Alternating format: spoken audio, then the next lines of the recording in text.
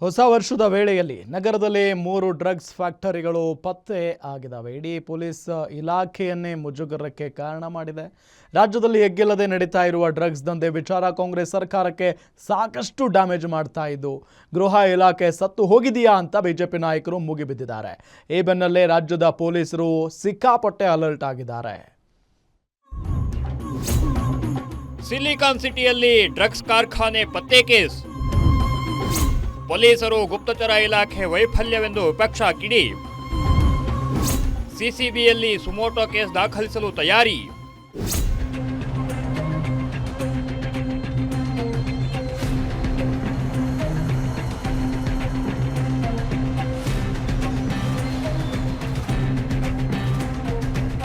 ಹೊಸ ವರ್ಷದ ವೇಳೆ ಡ್ರಗ್ಸ್ ಮುಕ್ತ ನಗರವನ್ನಾಗಿಸಬೇಕು ಅಂತ ಬೆಂಗಳೂರು ಪೊಲೀಸರು 10 ಹಲವು ಯೋಜನೆಗಳನ್ನು ರೂಪಿಸಿಕೊಂಡು ಇಡೀ ನಗರದಾದ್ಯಂತ ಕಟ್ಟೆಚ್ಚರ ವಹಿಸಿದ್ರು. ಈ ನಡುವೆ ಬೆಂಗಳೂರು ವ್ಯಾಪ್ತಿಯಲ್ಲಿಯೇ ಡ್ರಗ್ಸ್ ತಯಾರಿಸುವ 3 ಡ್ರಗ್ಸ್ ಕಾರ್ಖಾನೆಗಳು ಪತ್ತೆಯಾದ ಹಿನ್ನೆಲೆ ಇಡೀ ಗೃಹ ಇಲಾಖೆಗೆ ಶಾಕ್ ಆಗಿದೆ. ಬೆಂಗಳೂರಿನಲ್ಲಿ ಡ್ರಗ್ಸ್ ಮಾಫಿಯಾ ಪತ್ತೆ ಹಚ್ಚಿದ್ದು ಸರ್ಕಾರ ವಿಫಲವಾಗಿದೆ ಅಂತ ವಿಪಕ್ಷ ನಾಯಕರು ಆಕ್ರೋಶ ಹೊರಹಾಕಿದ್ದಾರೆ.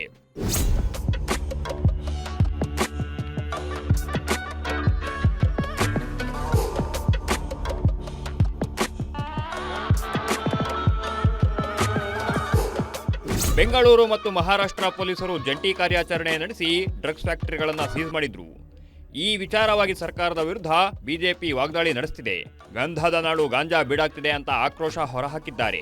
ರಾಜ್ಯದಲ್ಲಿ ಡ್ರಗ್ಸ್ ಫ್ಯಾಕ್ಟರಿಗಳನ್ನು ಪದೇ ಪದೇ ಮಹಾರಾಷ್ಟ್ರ ಪೊಲೀಸರು ಸೀಸ್ ಮಾಡ್ತಿದ್ದಾರೆ. ಹಾಗಾದರೆ ಗೃಹ ಇಲಾಖೆ ಹಾಗೂ ಗೃಹ ಸಚಿವರು ಏನ್ ಮಾಡ್ತಿದ್ದಾರೆ? ಅಸಹಾಯಕ ಗೃಹ ಸಚಿವ ಪರಮೇಶ್ವರ್ ತಮ್ಮ ಕೈಯಲ್ಲಿ ನಿಭಾಯಿಸಲು ಆಗಲಿಲ್ಲ ಅಂದ್ರೆ ರಾಜೀನಾಮೆ ಕೊಡ್ಲಿ ಅಂತ ಬಿಜೆಪಿ ನಾಯಕರು ಕಿಡಿಕಾರಿದ್ರು. ಮಂತ್ರಿಗಳಲ್ಲಿ ಒಂದು ಪ್ರಶ್ನೆ ಮಾಡ್ಲಿಕ್ಕೆ ಬಯಸ್ತೇನೆ. ಗೃಹ ಇಲಾಖೆಯನ್ನ ನಡೆಸಲಿಕ್ಕೆ ನಿಮಗೆ ಆಗಲಿಲ್ಲ ಅಂದ್ರೆ ರಾಜೀನಾಮೆ ಕೊಡಿ.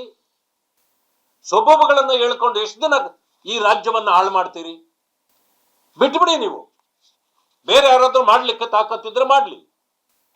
ನನಗೊಂದು ಅನುಮಾನ ಬರ್ತದೆ, ಇದಕ್ಕೆ ಪರಮೇಶ್ವರ್ ಅವರು ಉತ್ತರ ಕೊಡಬೇಕು.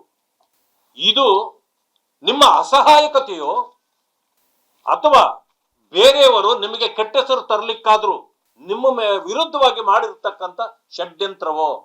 ಇದನ್ನು ಕೂಡ ಅವ್ರು ಹೇಳ್ಬೇಕು. ಇನ್ನು ಈ ಬಗ್ಗೆ ಮಾತನಾಡಿದ ಗೃಹ ಸಚಿವ ಜಿ ಪರಮೇಶ್ವರ್ 56 ಕೋಟಿ ರೂಪಾಯಿ ಮೌಲ್ಯದ ಡ್ರಗ್ಸ್ ವಶಪಡಿಸಿಕೊಳ್ಳಲಾಗಿದೆ ಅನ್ನೋದು ಸುಳ್ಳು. ಮಹಾರಾಷ್ಟ್ರ ಪೊಲೀಸರು ಅವರಿಗೆ ಸಿಕ್ಕ ಮಾಹಿತಿ ಮೇಲೆ ದಾಳಿಗೆ ಬಂದಿದ್ರು. ಈ ದಂಧೆಯಲ್ಲಿ ಇರುವವರ ವಿರುದ್ಧ ನಿರ್ದಾಕ್ಷಿಣ್ಯವಾಗಿ ಕ್ರಮ ಕೈಗೊಳ್ತೀವಿ ಅಂತ ಹೇಳಿದ್ರು. ಇನ್ನು ಈ ಬಗ್ಗೆ ಸಿಸಿಬಿಯಲ್ಲಿ ಸುಮೋಟೋ ಕೇಸ್ ದಾಖಲಿಸಲು ತಯಾರಿ ನಡೆಸಿದ್ದು ಡ್ರಗ್ಸ್ ಕಾರ್ಖಾನೆ ಇದ್ದ ಕಟ್ಟಡ ಹಾಗೂ ಸ್ಥಳದ ಮಾಲೀಕರ ವಿರುದ್ಧ ಕ್ರಮಕ್ಕೆ ಪೊಲೀಸರು ಮುಂದಾಗಿದ್ದಾರೆ. ಇನ್ನು ಈ ಸಂಬಂಧ 3 ಇನ್ಸ್ಪೆಕ್ಟರ್ಗಳನ್ನು ಅಮಾನತು ಮಾಡಿ ಕಮಿಷನರ್ ಆದೇಶಿಸಿದ್ದಾರೆ. ಕೊತ್ತನೂರು ಠಾಣೆ ಇನ್ಸ್ಪೆಕ್ಟರ್ ಚೇತನ್, ಆವಲಹಳ್ಳಿ ಠಾಣೆಯ ರಾಮಕೃಷ್ಣ ರೆಡ್ಡಿ ಮತ್ತು ಬಾಗಲೂರು ಠಾಣೆಯ ಇನ್ಸ್ಪೆಕ್ಟರ್ ಶಬರೀಶ್ ಅವರನ್ನ ಅಮಾನತು ಮಾಡಿ ಸೀಮಂತ್ ಕುಮಾರ್ ಸಿಂಗ್ ಆದೇಶ ಹೊರಡಿಸಿದ್ದಾರೆ. ಇವರಿಗೆ ಸಿಕ್ಕಿದಂತ ಮಾಹಿತಿ ಆಧಾರದ ಮೇಲೆ ಬಂದಿದ್ದಾರೆ. ಈಗ ಕ್ಯಾಲ್ಕುಲೇಷನ್ಸ್ ಮಾಡುವಾಗ ಸ್ವಲ್ಪ ಹೆಚ್ಚು ಕಮ್ಮಿ ಮಾಡಿದ್ದಾರೆ, ಅದೇನು ಪರವಾಗಿಲ್ಲ. ಆಯ್ತಪ್ಪ, ಅವ್ರದ್ದೇ ಅನ್ಕೊಳ್ಳಿ, ಏನಾಗೋದಿಲ್ಲ. ಈಗ ಹಿಡ್ದಿದಾರಲ್ವ. ಈಗ ನಾನು ಹಿಡ್ದೆ ನೀನು ಹಿಡ್ದೆ ಅನ್ನೋ ಪ್ರಶ್ನೆ ಅಲ್ಲ. ಇದು ಒಟ್ಟಲ್ಲಿ ಹಿಡ್ದಿದ್ದೇವಲ್ಲ, ಅವರೇ ಹಿಡ್ದಿದ್ದಾರೆ ಅಂತ ಇಟ್ಕೊಳ್ಳಿ. ನಮ್ಮವರು ಇದ್ರ ಜೊತೆಯಲ್ಲಿ DCPನೇ ಹೋಗಿದ್ರು.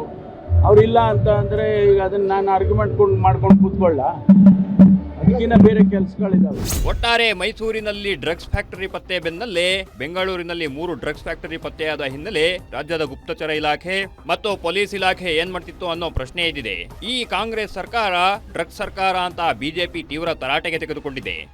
ಕವನ Shivanna, political bureau, guarantee news.